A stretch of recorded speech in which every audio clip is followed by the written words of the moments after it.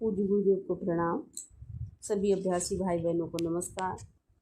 तो दादी बताते हैं कि किस तरह से जब हम मानसिक रूप से अपने आप को अपने मास्टर के साथ जोड़ते हैं, यानी कि अपने गुरु जी के साथ, तो कहाँ हमारा जन्म होता है।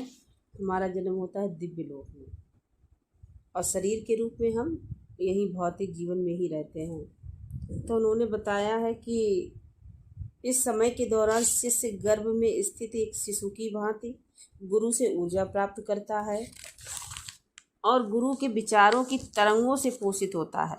जब समय पूरा हो जाता है तब वह दिव्य लोक में जन्म लेता है और वहाँ से उसका अपना आध्यात्मिक जीवन शुरू होता है। यदि शिष्य अपना सब असबाब गुरु को समर्पित कर उसके मानसिक क्षेत्र में प्रवेश कर जाता है तो दिव्य लोक में उसका जन्म होने में केवल 7 महीने लगते हैं।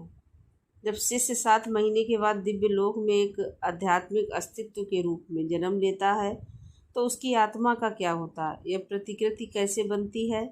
वह अभी भौतिक जगत में जीवित है और फिर भी उसका अपना दूसरा अस्तित्व बना पाता है। तो वह दर्शाता है कि आत्माएं विभाज्य हैं। लालाजी महाराज ने अपनी पुस्तक अक्षर सत्य के कर्म अध्याय में स्पष्ट रूप से कहा है कि आत्मा विभाज्य है। इससे क्या फर्क पड़ता है, अगर किसी ने आत्मा को यौगिक या विभाज्य सत्य नहीं माना, फिर भी वास्तविकता तो वही रहेगी। सभी ने इसे अपनी अपनी सोच के अनुसार समझा।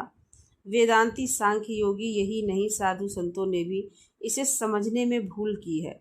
शास्त्र भी 3 शरीरों के अस्तित्व को मानते हैं, लेकिन यह ज्ञात नहीं हो सका कि कारण शरीर भी स्वयं आत्मा है, एक वस्तु जिसमें गति है, सोच है, आत्मसात क्षमता है, कैसे इतनी सरल और अविभाज्य हो सकती है।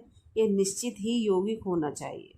हम अभ्यास करते हैं और सुनहरा अवसर आता है जब हम मालिक हमें दिव्य लोक में जन्म लेने में मदद करते हैं, जबकि हम यहाँ भौतिक शरीर में जीवित हैं। जब हम मृत्यु के बाद वापस जाते हैं तब ये दोनों अस्तित्व परस्पर विलय हो जाते हैं और इसे महासमाधि कहा जाता है।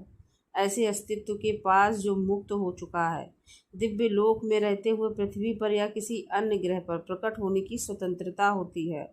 अतः ऐसी कई महान आत्माएं हैं जो दिव्य लोक में रहकर अपनी आध्यात्मिक यात्रा जारी रखते हुए उसी समय पर यहाँ पृथ्वी पर अवतरित होने का चुनाव कर सकती हैं। ऐसे 2, 3 या 4 स्थान भी हो सकते हैं। अतः मैं सहज मार्ग का एक मोहक पहलू आपके सामने लाना चाहता हूँ, जिसे समझने के लिए गहन सोच और अंतर्दृष्टि की जरूरत है।